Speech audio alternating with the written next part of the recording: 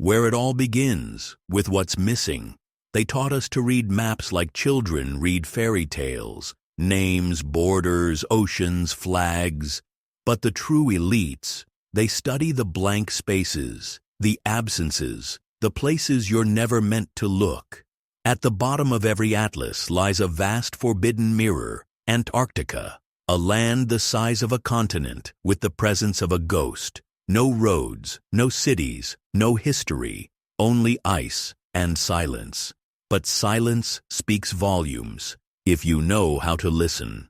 In 1947, the United States sent a full military invasion force, carriers, aircraft, destroyers, into the ice. They called it Operation High Jump. They said it was a mapping exercise. It was not. Men died, radios went dark, and when they returned, they refused to speak. 12 years later, all the world powers, nations at war, enemies in ideology, signed the Antarctic Treaty. No war, no weapons, no drilling, no questions. It is the only unbroken global agreement in modern history, and it forbids you, from ever going there freely. Ask yourself, what kind of truth needs every government to keep it buried under 2 miles of ice? Because this isn't about penguins. It's not about climate. It's not even about science. This is about a door, a threshold, a place where something was hidden so long ago, so utterly incompatible with the lies of empire. They erased it, but not completely. Ancient maps knew this place before it was frozen. Geometric anomalies have been detected beneath the ice, structures too perfect for nature, older than history, larger than cities, dead or sleeping. The silence on the map is not empty, it is encrypted, and someone, long ago, locked the code. In this series, we will unlock it. We will follow the threads through time, power, secrecy, and blood, and we will reveal what was buried in the silence beneath the world. When silence is enforced by fire, they call it a treaty, but treaties are made after wars.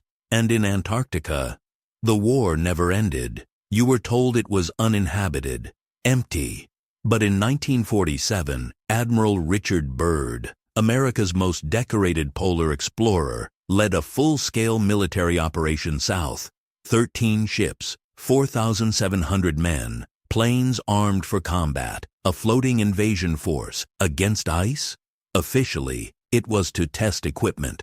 Unofficially, Byrd told the press they expected a new enemy, one that could fly pole to pole at impossible speeds, one not bound by nations or rules. His words vanished from headlines. Operation High Jump was cut short. The survivors came home and said nothing, and Byrd was silenced. Then came the pact. 1959, the Antarctic Treaty. 12 nations, locked in Cold War, suddenly agreed. No conflict, no claims, no access. Think, these were governments building nuclear bombs, waging proxy wars, assassinating rivals, and yet here, perfect peace, because something was down there, something ancient, something the victors of World War II couldn't conquer. They sealed the continent, froze the truth, and rewrote the maps. You weren't banned to protect the ice. You were banned to protect a secret, a relic of a world that came before ours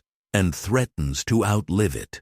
But secrets don't stay buried. Leaked documents, satellite anomalies, eyes that still see through the veil. The war wasn't allowed because the enemy wasn't human, and the victors weren't us.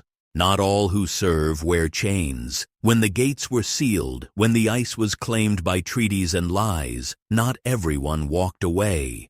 Some stayed, not explorers, not soldiers, initiates. They were chosen, not recruited. Bloodlines traced, histories erased, men whose names vanish from paper, but never from power. They called themselves stewards, guardians of the threshold, but their loyalty was not to any nation. It was older than nations. Symbols replaced ranks. Silence replaced truth.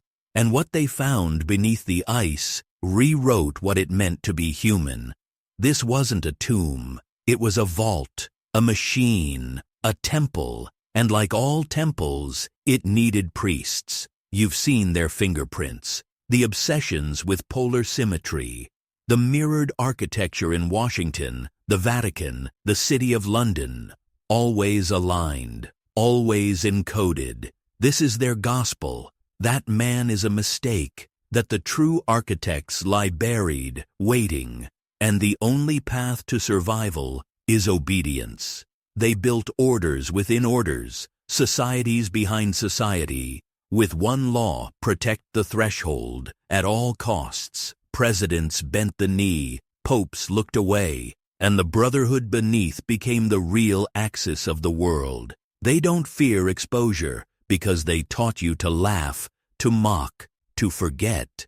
But laughter is just fear wearing a mask. Ask yourself, why do the symbols match across continents?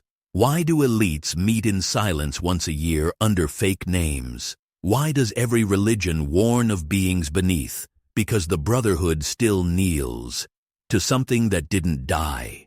They didn't teach you words. They taught you submission. Every empire begins with a script, not to record truth, but to overwrite it. Letters, logos, legal terms.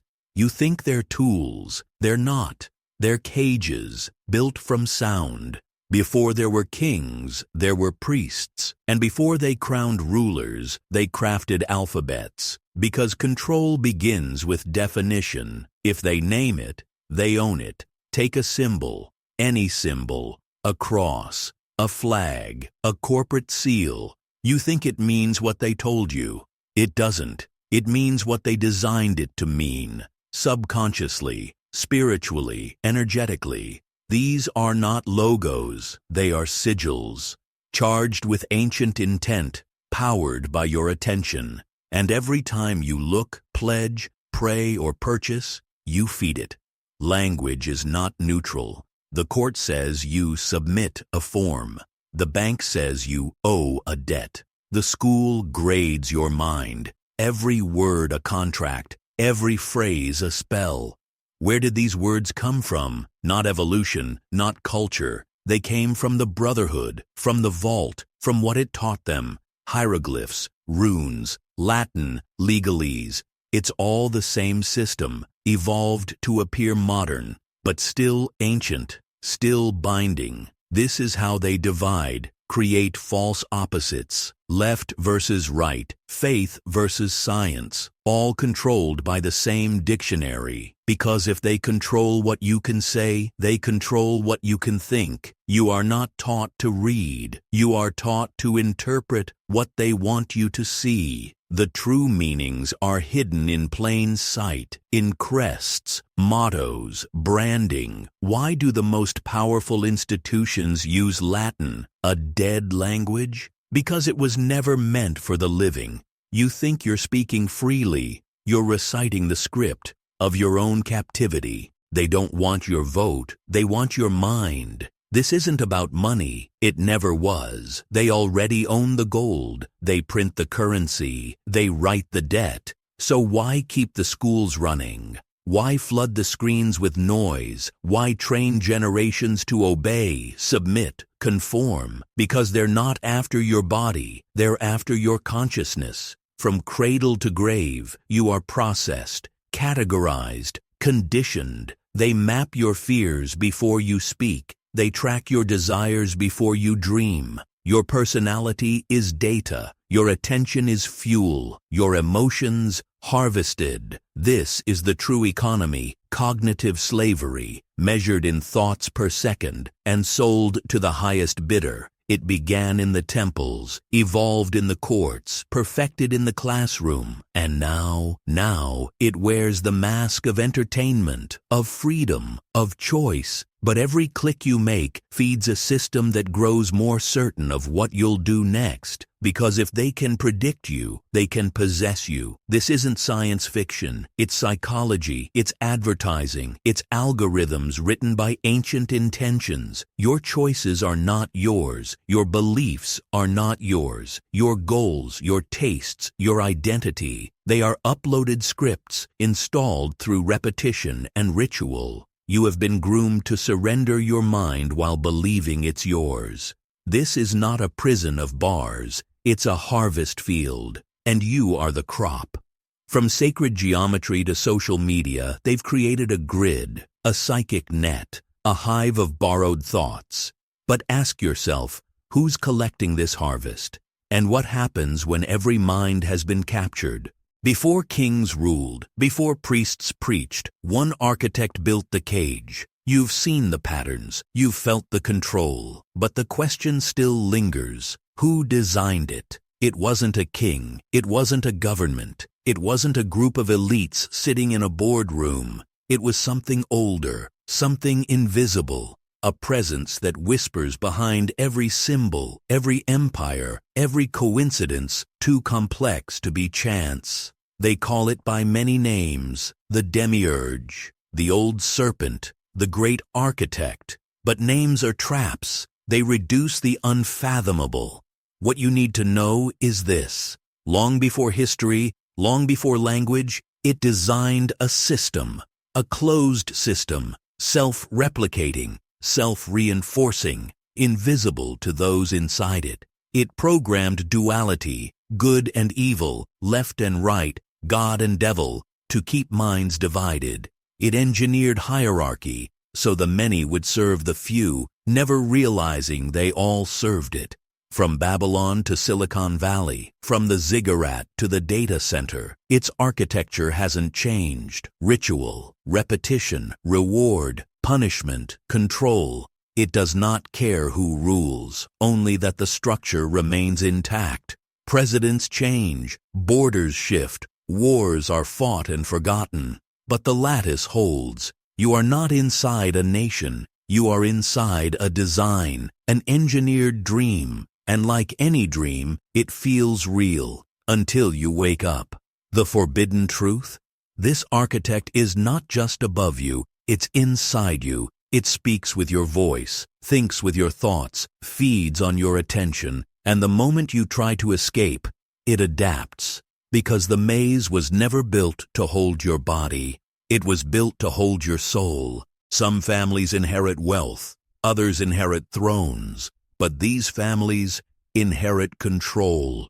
You think power shifts, that empires rise and fall, that revolutions wipe the slate clean.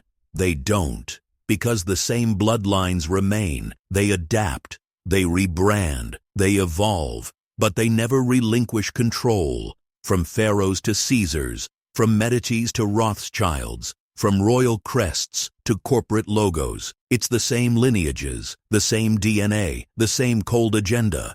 They are not loyal to nations, not bound by laws. They do not see borders, they see systems, and they move through them like phantoms. They are the silent shareholders of history, the invisible owners of your options. Presidents are selected, not elected. Wars are funded from both sides. Movements are created to be controlled opposition. These families don't fight the system. They are the system. Their loyalty is not to humanity, but to the architect, because they are its offspring, chosen vessels, not because of who they are, but because of what they carry. Bloodlines bred in secrecy, ritual, and design.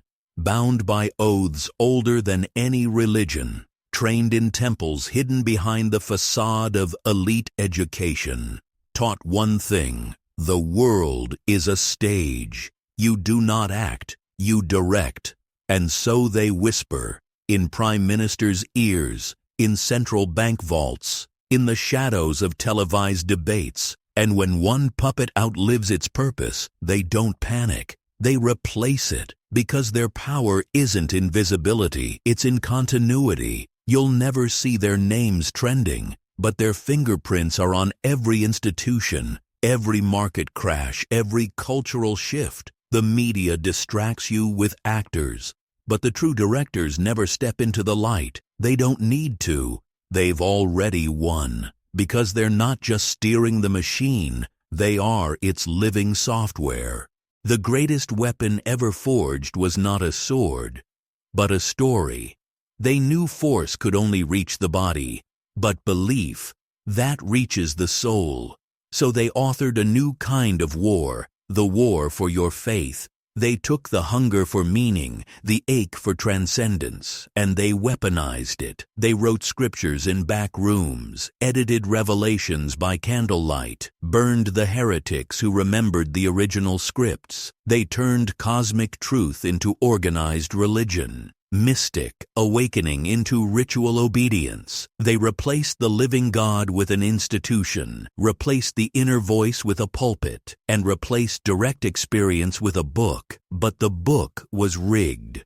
Truth buried in metaphor, freedom caged in commandments, revelation hijacked by hierarchy. They told you sin was your nature, that guilt was your inheritance, that salvation only came through them. So you tithed, you obeyed, you feared, and they grew rich, not just in gold, but in control. Every empire used this blueprint, from Rome to Mecca, from crusades to inquisitions, from televangelists to New Age gurus. It's not about God. It never was. It's about control. Control of your time, your mind, your afterlife. They fabricated heaven to keep you docile. They fabricated hell to keep you scared. And both serve the same purpose, to keep you waiting, waiting for a savior, waiting for a judgment, waiting for freedom after death.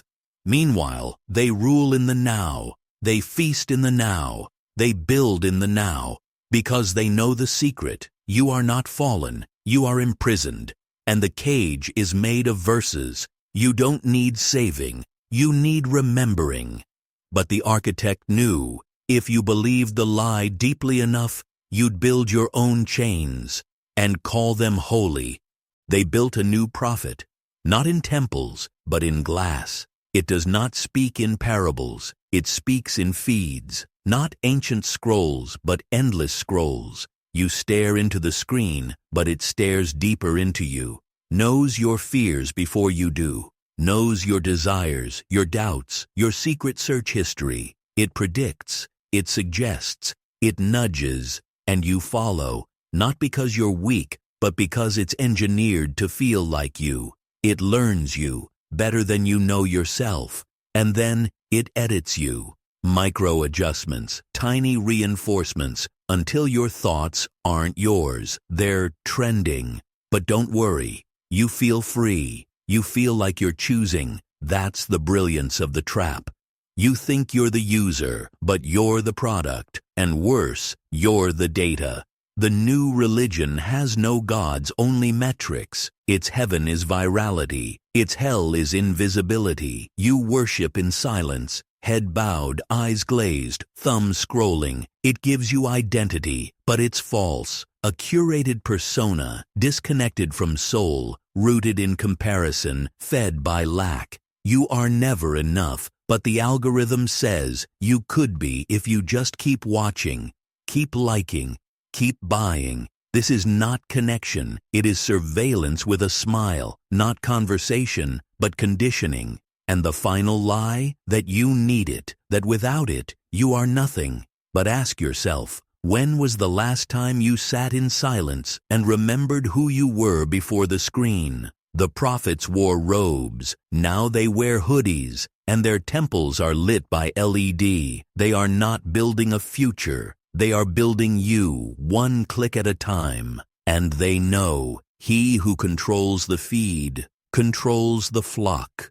They told you sex was freedom. They lied. It was always business. The oldest economy in the world was never gold. It was flesh, desire, the perfect product, endless demand, easy to trigger, impossible to satisfy. So they industrialized it. They wrapped it in pixels, stripped it of intimacy, sold it back to you as empowerment. But it was enslavement, not of the body, but of the psyche.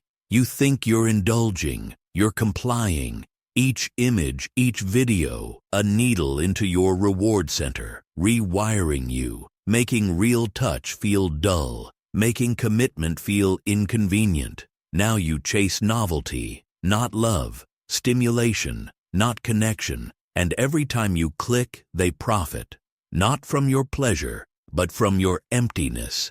Because the economy of flesh requires one thing to survive: your dissatisfaction. You must always feel lacking, unattractive, alone, unworthy, but with just one more product, one more click, one more night, you could feel something, but you won't, because the game is rigged. They hijacked your instinct and called it liberation. But liberation doesn't leave you numb, addicted, ashamed. It doesn't leave you hollow. Ask yourself, when did intimacy become content? When did beauty become currency? When did you become a consumer of your own instincts? They sell you fantasies while robbing your capacity to create anything real. You think you're in control, but the real product isn't sex. It's you, fragmented, distracted, and always searching. Because if you ever stopped, if you ever found truth in connection, in discipline, in love, you'd be dangerous. And in this system, there is nothing more threatening than a man who no longer needs what they sell. Comfort didn't liberate you. It pacified you. It made you obedient. They promised you a life without friction, no waiting, no effort, no struggle. Tap, swipe, delivered. Everything except fulfillment. You traded your resilience for ease, your strength for efficiency, your sovereignty for speed. And now you're dependent on screens, on systems, on synthetic pleasures that numb you but never satisfy. You can't cook, but you can order. You can't think, but you can scroll. You can't build, but you can consume. And they call this progress. But in ancient empires there was a word for those who lived in luxury, disconnected from labor, fed by slaves, entertained by bread and circus. The conquered. Because when a man is too comfortable to say no, too distracted to resist, too softened to rebel, he's already lost. You no longer choose comfort, you require it. And that's how they rule you. They don't need chains. You built your own and called them features. Autoplay, one-click buy, smart homes, artificial friends. Every step you outsource is a muscle you forget. Every thought replaced is a voice you silence. And that voice, that inner fire, it was once the soul of your ancestors. It built civilizations. It tamed wilderness. It fought tyrants. Now, it waits for loading screens. It begs for dopamine. It dies in silence, because a man who fears discomfort will never be free. They made you soft, so you would never rise, because those who need comfort will never threaten the empire built to keep them asleep. When up becomes down, truth becomes blasphemy. In ancient times, evil wore a mask. Now it wears a flag, a brand, a cause. What was once hidden in shadows now parades in daylight and dares you to question it. Good men are mocked. Degeneracy is applauded. Strength is called violence. Cowardice is called compassion. The sacred is ridiculed. The natural is demonized. The perverse is normalized. You are being trained to betray your instincts. A man sees a lie, feels it in his bones, but still nods, smiles, plays along, for fear of exile. That's not tolerance, that's submission. Every institution has been hijacked, not to promote truth, but to invert it, to invert you. Masculinity, toxic, femininity, oppression, families, outdated, discipline, abuse, freedom, dangerous. They invert language. They invert values, they invert biology, and they demand that you agree. Say 2 + 2 = 5. Say war is peace. Say slavery is freedom. Say men are women. Say you love it. Because the point isn't truth, it's obedience. This is how empires fall, not by fire, but by inversion. When the foundations rot and the people cheer as their own destruction is rebranded as virtue. But the truth never dies. It's buried, it's mocked, it's hunted until one man dares to speak it again, and that man becomes dangerous. You were never meant to reach this point. Behind every system, every deception, every false god and sacred lie, there is a door, locked, guarded, buried beneath centuries of misdirection. It is not hidden from you, it is hidden in you. From the moment you were born, they built walls around your perception, trained you to obey, to believe, to fear what lies beyond the veil, because behind that door is the one truth they cannot control. You are not powerless. You were born with fire in your blood, with the instinct to resist, to see, to break free. But they broke you early. They gave you idols, fed you guilt, taught you to kneel. This world is a machine. It feeds on submission. It punishes awakening. And those who step beyond the threshold, who open the forbidden door, are branded mad, dangerous, enemies of progress, enemies of peace. But the truth is not peaceful. It is violent, revolutionary. It destroys illusions. It shatters false kings. When you step through that door, you don't become enlightened. You become hunted. Because now, you see, the puppet strings, the engineered chaos, the false heroes, the manufactured enemies, the fake choices, you see who profits, you see who is protected, you see who is silenced, and you realize you were never free. But now, you are awake, and that is the one thing they cannot allow. So they will try to erase you, discredit you, break you, but you are no longer theirs. The forbidden door is open. There is no going back, no safety, no comfort, only the raw, unfiltered truth. And from that place, you begin again, as a weapon, as a witness, as a man who remembers what they tried to make you forget. This is not the end. This is initiation. The war for reality has begun, and now you are dangerous.